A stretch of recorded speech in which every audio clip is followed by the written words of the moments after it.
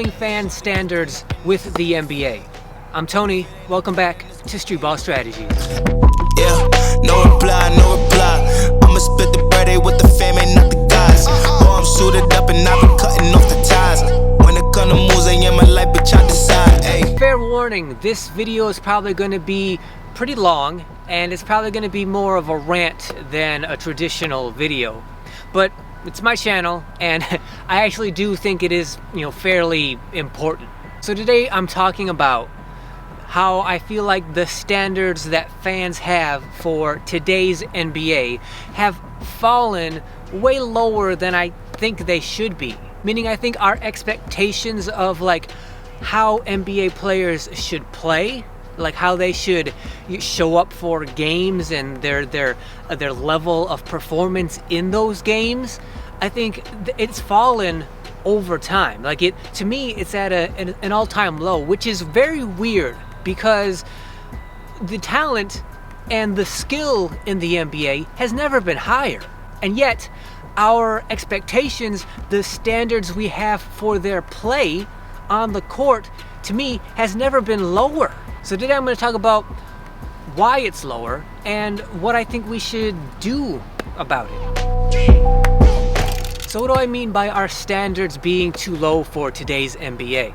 To start off with, let me tell you what my standards are. Like, I have standards for the way I spend my time. Like, I'm very particular about that, right? Because I'm like, I know that as a kid and a teenager, I wasted so much of my time doing stuff or not doing stuff that I didn't really care about. And I just wasted so much of my life and my time not doing or doing those things, like watching TV and playing video games, stuff I didn't really care about but put a whole bunch of time into. So now as an adult, I'm very precious with how I spend my time. Like, if I'm going to sit down and watch a 2.5-hour basketball game, at least, if that's not counting pre-show and post-game and all of that kind of stuff, if that's the way I'm going to spend my time, I want it to be used wisely. Like, I want to have it have value and worth. So I'm not the kind of fan who just like sits down to an NBA game and just sort of passively sits there and just like, oh, whatever. Right? I love the game too much, right? I have spent my life studying it, trying to understand it. I can't just sit there and just sort of like idly, passively watch NBA players play. If I'm watching them, I'm watching them because they're supposed to be the best at what they do, right? And I want them to entertain me by doing it. Like, that's their job. They are, and don't get this wrong, like, they're professional basketball players. What does that mean? That means they are professional entertainers. Their job, literally, is to entertain us by trying to win basketball games. That's their job. So, when I'm watching NBA games, I'm watching to be entertained. And I'm watching to like witness the best, most skilled, most talented players use that skill and that talent to their utmost ability. Otherwise, why wouldn't I just go watch high schoolers play? So when I sit down and watch an NBA game, right, I'm very conscious of like, okay, I have standards, right? My standards are, these are grown men and they're professionals and like they play in the NBA, right? They're playing in the league that is supposed to be the premier, the best basketball league on the planet. What makes it the best basketball league on the planet is it's supposed to have the best players on the planet. What makes them the best players, right, is that they play the best.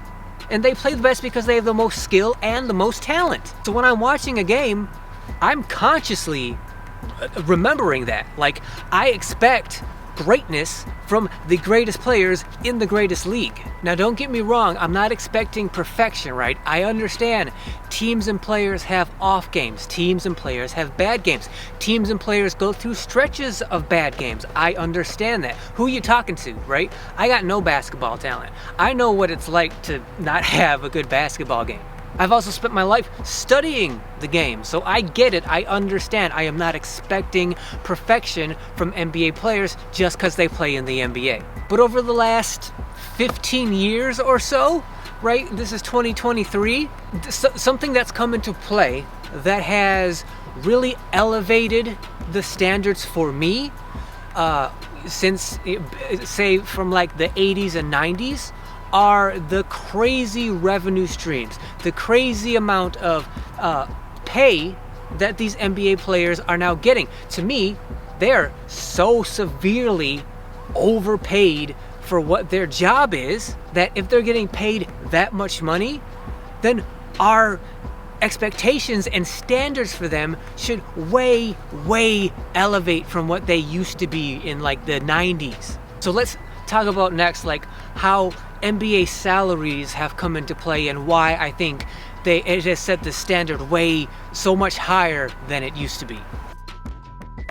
Let me go into grumpy, nostalgic, old man mode for a minute. Because while the NBA's been around for 75, 76 plus years, it's really only been popular, mainstream, for maybe 40 years. It wasn't until the 80s, it wasn't until the rivalry between Magic Johnson and Larry Bird that the NBA started to become popular and mainstream. Which means it wasn't until then that NBA players started making like real money. It wasn't until then that NBA players started becoming like rich. And of course, once NBA players started becoming rich, and it was very apparent that they were rich, right? That's when the NBA became even more and more popular because it's like, well, I could get rich by playing basketball? Well, of course, I'm going to try to do that. That sort of the process of NBA players getting paid and becoming rich was relatively slow throughout the 80s and 90s. That's why when you hear people make the arguments of back in like the 80s and 90s, like, oh, the competition back then wasn't all that fierce because, you know, players were playing with and against, you know, plumbers and construction workers, like people who had like day jobs were also playing in the NBA. Well, that's because they had to, because they weren't getting paid. The kids today, like today's generation of fans of the NBA, like the teenagers and the young 20-somethings, like y'all don't understand, like back then, you weren't making all-star kind of crazy money to play in the NBA. And again, like I said, the NBA didn't start to blow up. It didn't start to get popular and mainstream until the 80s with Magic and Bird, right? So it wasn't until then that we started to have like high expectations and standards for like, okay, this is how superstars play. This is how hard they compete. Throughout the NBA's history, there's been players here and there that played really hard or were really talented, but it wasn't until the 80s with Magic and Larry that, you know, they started to set the standard, and then Michael Jordan elevated it even further, and then, you know, you got LeBron coming next, Kobe before him, but like, you know, it was gradually over time elevated, which also gradually over time increased the pay. But when you have guys in like the 80s and 90s not making much, especially like the bench players, when they're not making much money, right? If they have to have side jobs or jobs in the summer to help themselves, you know, make it to the next NBA season financially, how high could your standards possibly be for someone who's not getting paid that much money, who have to have additional jobs to make it financially? Like, they can't put in you know, the kind of work, the kind of practice, the kind of effort and time they need to put into the game to become the kind of players that they should have ultimately been had they been rich, right? And been able to, all they ever do is practice basketball and get better. So back then, getting paid less means you spent less time on the court practicing and evolving and becoming a better player, which meant standards were lower back then. And then as the NBA got better, as it got more popular and mainstream, right, then more revenue started coming in, players started getting paid more, then they could become professional, like real professional basketball players, meaning all they ever did was practice and play basketball and get better. They didn't have to have any other jobs. So as that happened, and it happened gradually, right, standards rise for what you expect NBA players to do and how they perform. And then as the internet becomes prevalent, right, and it becomes mainstream and everybody has a computer and then everybody has a phone, and now you can stream NBA games wherever, whenever, however, right? Now, see, back in the day, like, you only had three streams of revenue really for players making money, which is like, it's some millionaire billionaire buys an NBA team, right? And he has to pay, like, he loses that money. Like, he buys the team, that chunk of money, that hundreds of millions of dollars that he spent to buy that team, that money's gone, right?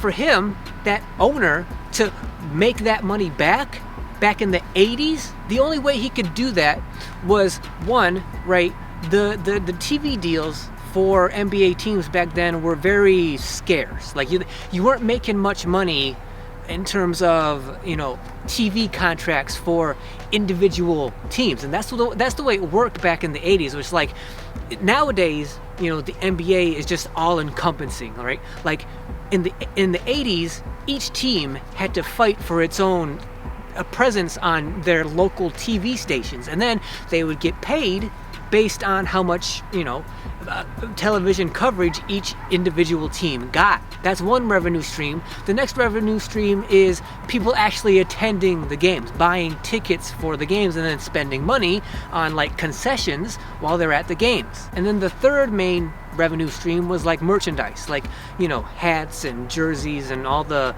team merchandise. Like, that's how the owners would recoup the money they spent buying the team. And that was really the only way that owner made the team, so that he could then pay his players. But now, with the internet and social media and everything that has evolved since then, like, there are so many crazy different revenue streams coming in, going into the NBA, providing the NBA with money and revenue, that it's impossible for us ordinary fans to even understand all the different ways the NBA receives its money. And because they have so many revenue streams coming in, thus players are able to make so much more money just in their NBA contracts. I'm not even talking about, like, their off the court commercials and advertising that they do. I'm just talking about their contracts. Like, there's so many income streams coming into the NBA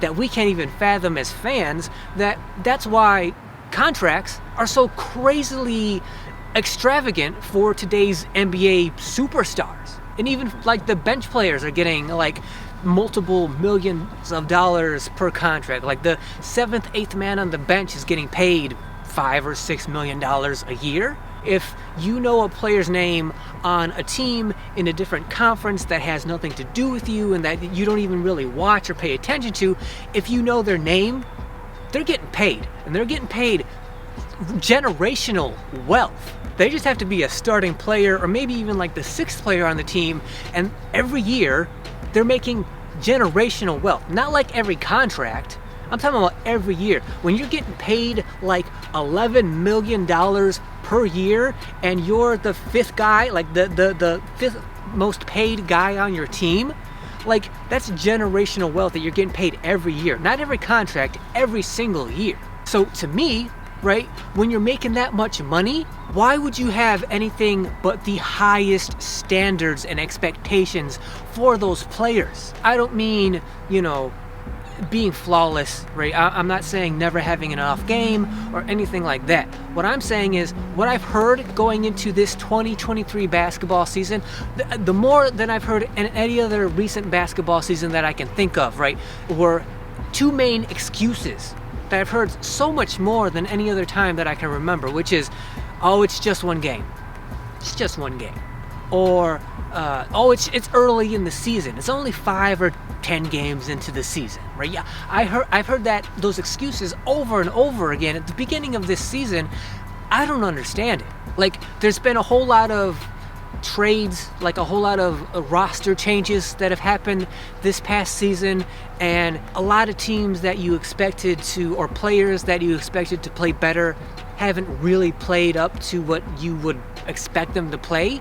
And the excuses that have been said over and over again is, like, it's just one game. It's so early in the season, right? And while those excuses may be valid, right, and it's like, it makes sense. There's only one game. It makes sense, it's only 10 games into the season. Like, that makes sense, but yet and still, okay, if we're allowing those excuses, then why are those players making so much money? Because as far as I'm concerned, the more money they make, the higher their standard that I expect them to play, the higher that goes up. The problem is, us as fans, we don't really identify with like how much they get paid, and how like we don't see it coming from us, right? It's like, oh, it's the owner's problem. It's the owner's money.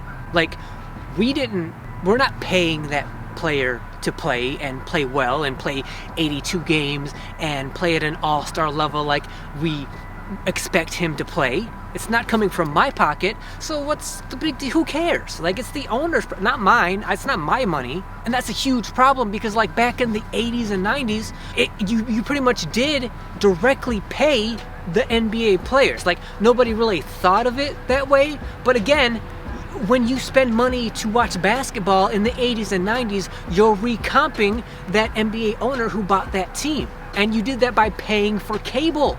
Like paying for cable so that you could watch those teams, or buying game tickets so you could go to the games and watch, or buying merchandise so you could wear the jersey of your favorite player. Back in the day, right, the way you would do that is you'd have cash in your wallet, right? If you wanted to pay for cable, you'd have to pay for cable. If you wanted to go to a game, right, you'd go to the stadium with your wallet, take the cash out of your wallet, give it to the person at the stand, right?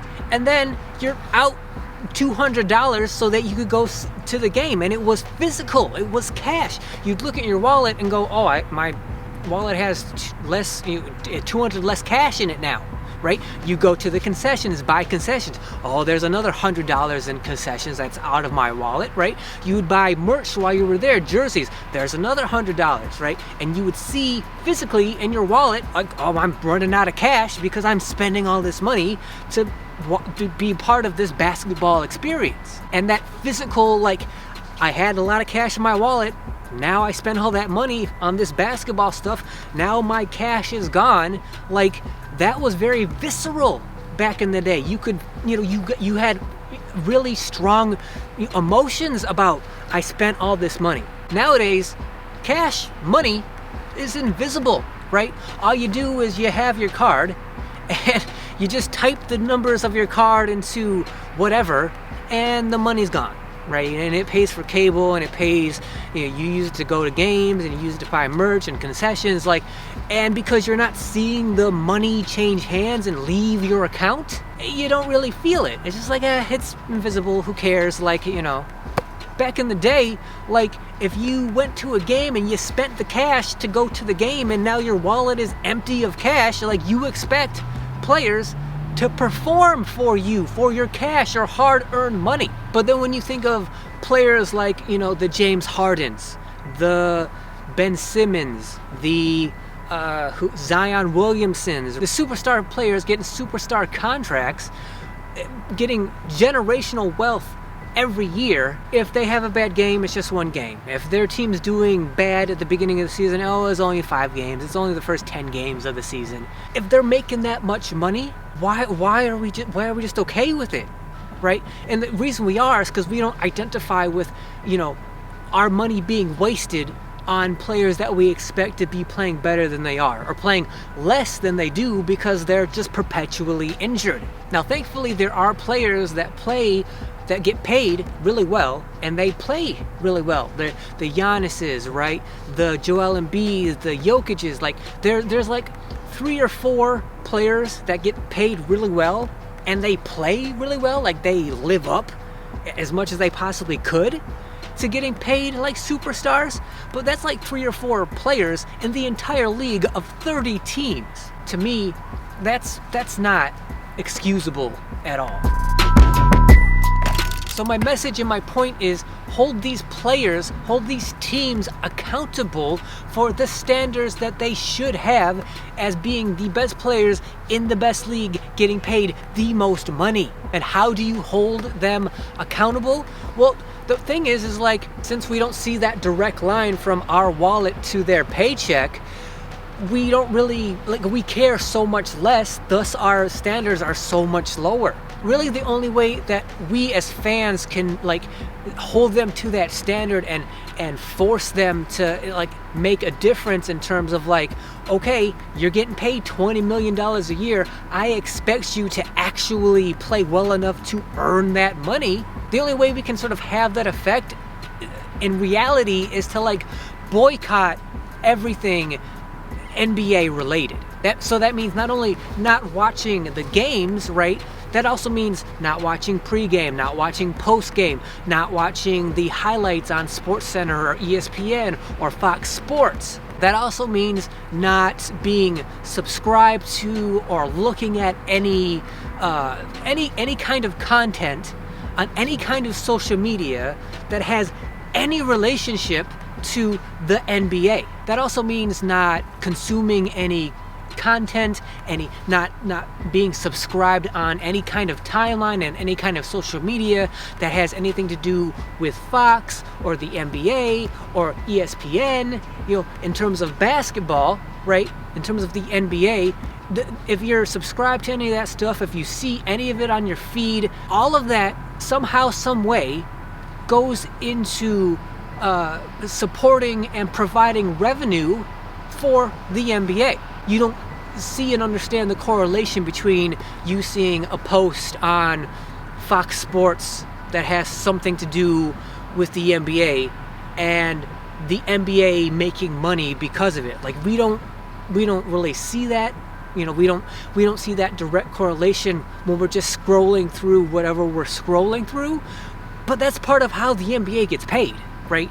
Them from either them themselves directly, the NBA, or anything that's affiliated with the NBA, like Fox Sports or ESPN or NBA TV or whatever, right? Anything that's affiliated with the NBA, just it's showing up on our timeline, and us, even if we scroll past it, the fact that it's on our timeline, the fact that we had to see it while we're scrolling, if we're just scrolling past it, that still, in somehow, some shape, some form that we don't get and understand, that still gets the NBA paid. So the only way to really, us as a fans, to make a difference is to boycott all of that. Unsubscribe from all of that. The NBA on TNT, unsubscribe from that. Like, so you never see posts from that. The NBA on ESPN, unsubscribe from that. Like, just seeing it on your timeline, scrolling past it, that helps to pay the NBA. And of course, watching games, watching pregame, postgame, watching whatever, NBA shows on whatever network that has to do with the NBA, about the NBA. So the only way we can make a difference is by boycotting all of that. The more of us that do that and make it clear that the reason we're doing it is because NBA players are not living up to their contract. Yes, you're allowed to have a bad game, but how many times are we going to say it was just one game? How many years, year after year, are we going to say, oh, it's only 5, 10, 15 games into the season? Like, how long are we going to keep making these excuses for players who are getting way overpaid just to be entertainers? Think about this, like if the NBA players were not getting paid crazy amounts of money, it would be so much affordable for you to buy merch, to buy jerseys, to go to games, to buy concessions at those games. Like, if the price goes down of the amount of money that NBA players are making on their contracts, everything else goes down in terms of price as well. But we can only affect that by boycotting everything and anything that's related to the NBA. Now, problem is, nobody's going to do that, right? Why? Because it's super easy to watch whatever NBA related content, right? To most of us, right? It gets streamed onto our phones, and we just watch it, right? And we just scroll, and there's no effort, there's no pain of losing money, losing cash by doing so. Super easy, super convenient. So none of us are gonna boycott, but boycotting is the answer. So the question is, are you gonna boycott? I've boycotted as much as I can stand to do. Like, I don't watch regular season NBA. Part of it has to do with falling standards. Part of it is, it's become boring to me. It's become boring to me because of the AAU. You can see a video about that right here. For me, I've boycotted as much as I can. Like, I can't boycott anymore. I live in Southeast Michigan. The Pistons are horrible. They are a complete embarrassment. I never watch them. I never watch any of their highlights, any content on social media that has to do with the NBA Pistons, any content that has to do on social media with the Detroit Pistons. I haven't unsubscribed, even though I should, but at any time I see anything that has to do with them, I scroll right past. I don't care. I'm not trying to see anything related to the Detroit Pistons. Now, I do, like I said, I am locked in when it comes to the playoffs. I watch up, 90+% of playoff games, and the closer to the championship it gets, the more basketball, the more NBA I do watch. But in terms of regular season, like I couldn't care less. I watch sports talk shows on TV, or I'll listen to podcasts about sports, so like I understand what's going on in the NBA, but I'm definitely not going to sit down for 2.5 hours a night and watch a game. That's just not going to happen. So let me know what you guys think. Am I being too harsh? Like, am I taking it too seriously? Like, to me, again, the way I spend my time, to me, is super important, super precious. I don't want to waste 2.5 hours of my time watching a mediocre basketball game where superstars are supposed to be the best players on the planet, getting paid the most money, and then it's like they scored 22 points.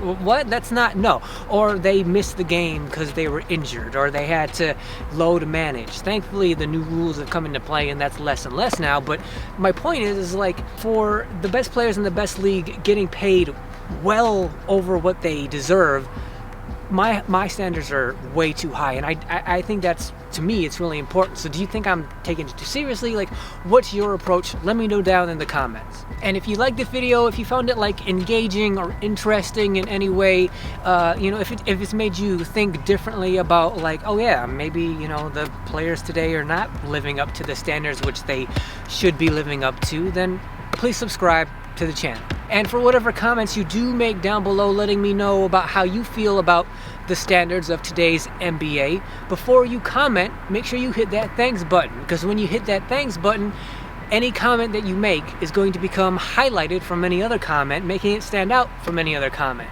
But it also directly supports the channel when you hit that thanks button. So for anybody that does, thank you very much. And as always, like, share, comment. Like I said, make sure you hit that notification bell so you're notified whenever any video goes live on this channel. And until then, I'll see you guys next week. I go hard in the paint. Shaq on these, better stay up out the lane. Hey, boy, this ain't for fame.